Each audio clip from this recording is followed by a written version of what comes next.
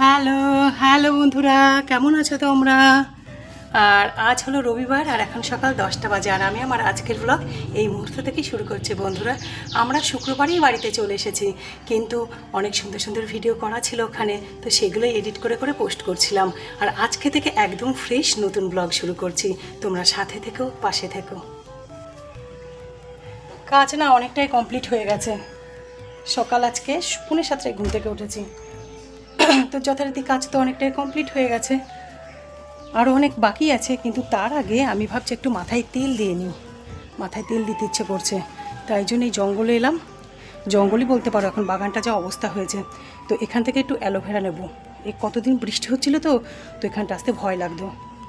আজকে 2-3 দিন একটু খরা দিয়েছে, তো একটু শুকিয়েছে জায়গাটা। দেখি একটা অন্তত অ্যালোভেরার পাতা নিতে পারলেই হয়ে যাবে।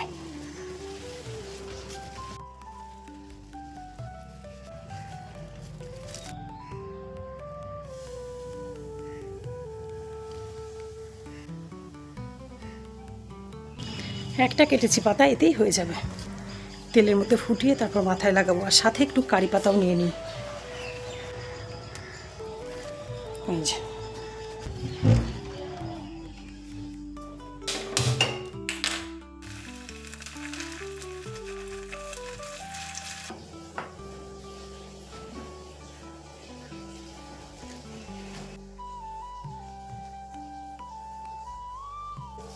ফুলের বাড়ি থেকে এসে না আর মাথা শ্যাম্পু করা হয়নি। পরশু এসছে, কালকে শ্যাম্পু করা হয়নি। কালকে অনেক কাজকর্ম ছিল, আর তাছাড়া কালকে প্রসেনজিৎ আবার এসেছিল। ও আজ সকালে চলে গেল, ওর এখানে খেলা ছিল, খেলতে এসেছিল। তো সব মিলিয়ে না আমার আর মাথায় শ্যাম্পু করা বা কিছু হয়নি। আজকে শ্যাম্পু করবো, কিন্তু মাথায় আগে একটু তেল দিয়ে নিই তারপর। আর ওই জঙ্গলের জন্য তো আমার একটু অ্যালোভেরা নিতে যেতেই পারতাম না।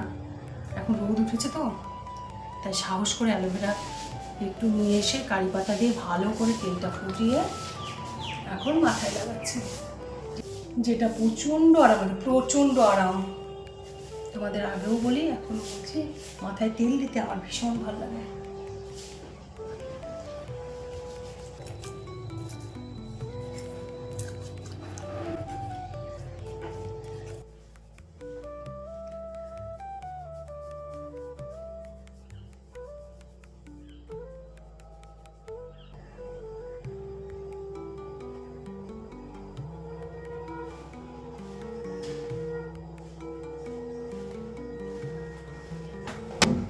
বাইরে না প্রচণ্ড রোদ্দুর উঠেছে, তাকানো যাচ্ছে না। একদম ভাদুরের রোদ্দুর।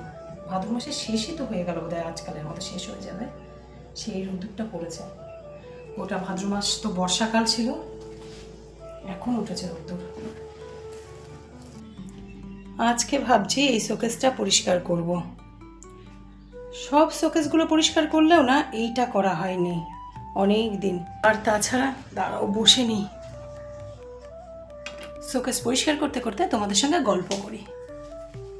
এই একটা ভীষণ ভালো জিনিস।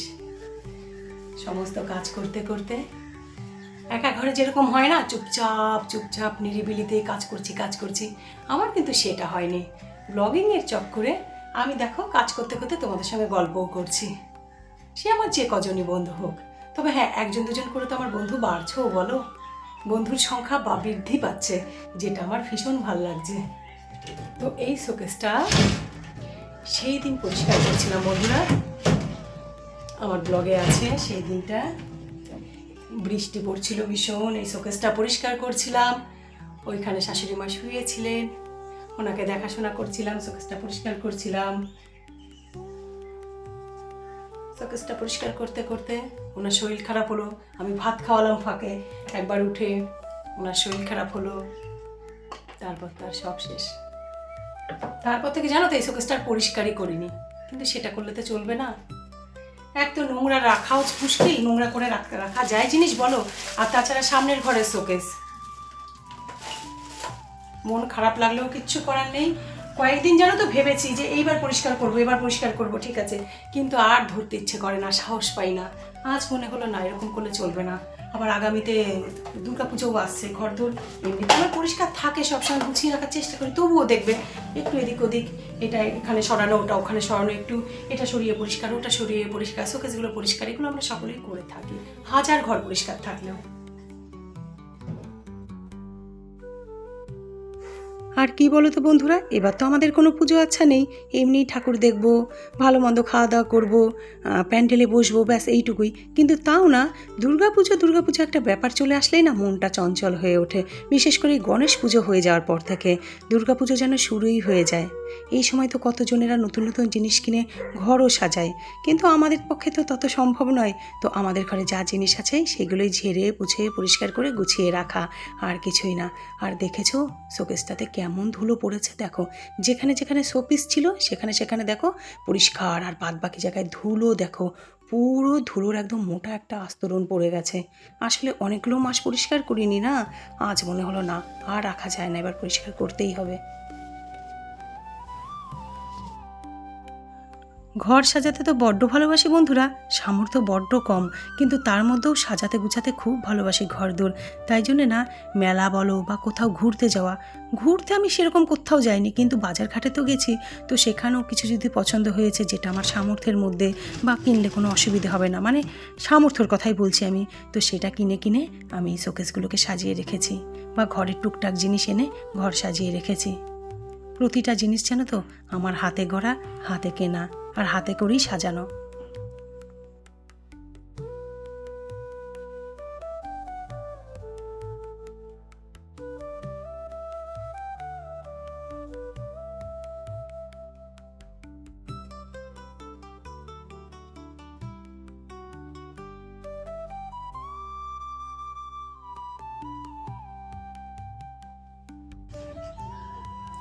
পুরো শোকেসটা একদম গুছিয়ে পরিষ্কার করে নিয়েছি, এইটাই শুধু বাকি ছিল, আর সবগুলো তো হয়েই গেছিল।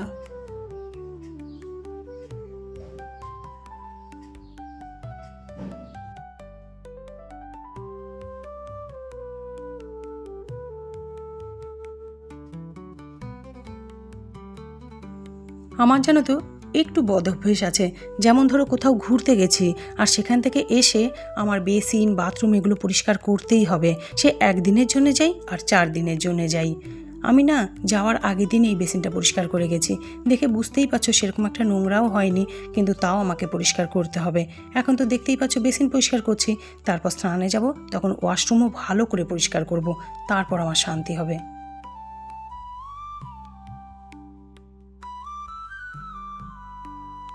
হ্যাঁ খাচ্ছি, তুমি ওই বৌদিদের মাজো ততক্ষণ। হ্যাঁ আমি খাচ্ছি, খেতে বসেছে।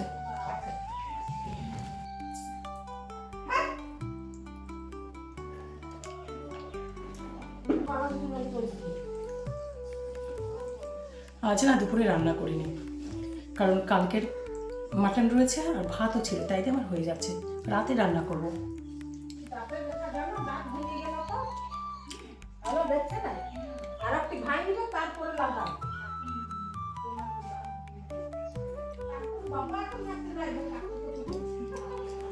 কাল শনিবার, গতকাল আর কি শনিবার ছিল, তত মাটন হয়েছিল ঘরে, কারণ প্রসেনজিৎ এসেছিল, ওর এখানে খেলা ছিল, তো তাই জন্য একটু মাটন করা হয়েছিল, সেটারই একটু রয়ে গেছে।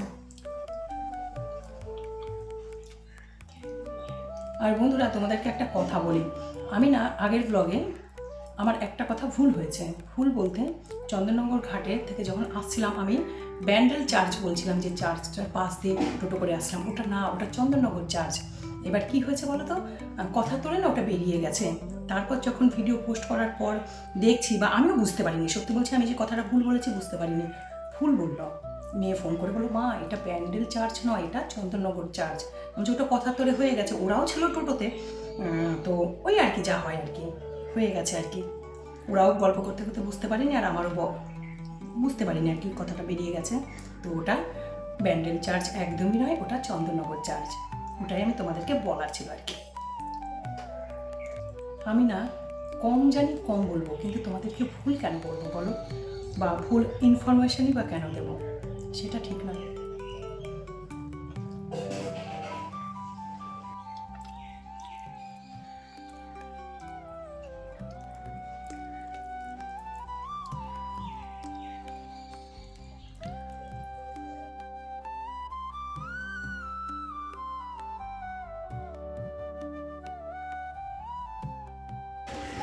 একদিনও না জামা কাপড়গুলো পুরো শুকায় না, জানো তো, আবার এগুলো নিয়ে গিয়ে 3 তলায় মেলতে হবে। দুপুরের পর বন্ধুরা এখন সন্ধে দেখো 6:45 বাজে, আমি রেডি হয়ে গেছি। আর আমি রেডি হয়ে যাচ্ছি রাজশ্রীতে, আমার 2 বন্ধু এক্সিবিশন দিয়েছে, তো চলো তোমাদেরকে দেখাবো এবং আমিও দেখবো। আজ লাস্ট দিন, জনাদি আমার জন্য ওয়েট করছে, আমি একটু লেট হয়ে গেছি, তাই এখন চটপট চটপট যাচ্ছি, যেয়ে তোমাদেরকেও দেখাচ্ছি আর আমি নিজেও তো দেখবো। চলো ওখানে গিয়ে দেখা হবে।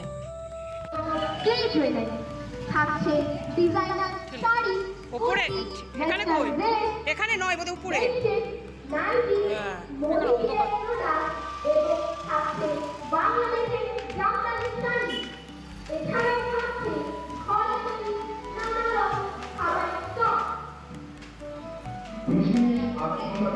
উপরে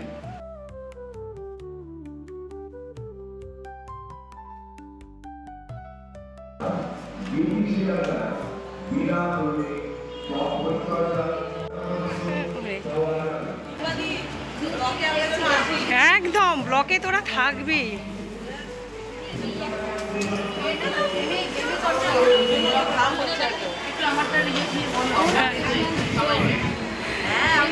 আমি পৌঁছে গেছি রাজশ্রীতে, আর এখানে আমার এই মিষ্টি মিষ্টি 2 বন্ধু তাদের হ্যান্ডমেড সমস্ত সামগ্রী নিয়ে বসেছে। তোমাদের যদি সামনে কারোর বিয়ে থাকে তাহলে আমার এই বন্ধুর কাছ থেকে বিয়ের এই ধরনের সুন্দর সুন্দর সামগ্রী তোমরা নিতেই পারো। দেখো, খালি দেখো, তোমরা যত দেখবে তত অবাক হবে। তোমাদের সামনে কারোর যদি বিয়ে থাকে, ছেলে মেয়ে আত্মীয় স্বজন, যদি এই ধরনের এও জিনিস কিছু লাগে, তো তোমরা সকালে আমার এই বন্ধু তাপসীকে কন্ট্যাক্ট করতেই পারো। আর হ্যাঁ, হ্যান্ডমেড যেটা সীমা করেছে, হ্যাঁ অনেক অনেক কিছু আছে। দেখো রঞ্জনাদি, এই দেখো ঘুরছে, এডি কিন্তু এগুলো জানো তো, এগুলো খুব চলছে। এডিগুলো দেখো, এগুলো কত রে? ওই যে নিচে দেখো, দেখো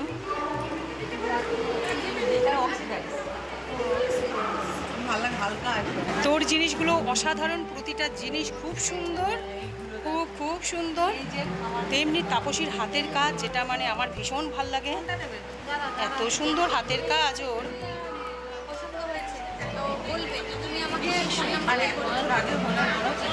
আমি তো পুরো সেট, পুরো বিয়ের সেট। এই যে তাপসীর নাম্বার, তোমরা যোগাযোগ করতেই পারো। ও একদম ঠিকঠাক প্রাইসে ভীষণ সুন্দর সুন্দর জিনিস করে দেয়, এবং যেটা যার পছন্দ সেটাও করে দিতে পারিস তুই। এটা হলো পিড়ি, পিড়ি তো। আমি না তাপসীর হাতের কাজের বরাবরই ভক্ত। ও আমার বন্ধু বলে বলছি না, ওর হাতের কাজগুলো না ভীষণ সুন্দর, ভীষণ নিখুঁত। তোমরা দেখেই বুঝতে পারছো যে কতটা সুন্দর ওর হাতের কাজ। আর এখানে শুধু আমার বন্ধু তাপসী নয়, আরও আরও অনেকে সুন্দর সুন্দর জামা কাপড় নিয়ে, খুব সুন্দর সুন্দর স্টক, তাই দেখছি। পুজোর আগে যদি সুতি আমি যা দেখছি, সুতি দেখছি সব থেকে বড় কথা। আর আমাদের না এখন সুতিটাই বেশি ভাল লাগে, আর সিনথেটিকের দিকে যেতে ইচ্ছে করে না। খুব সুন্দর সুন্দর স্টক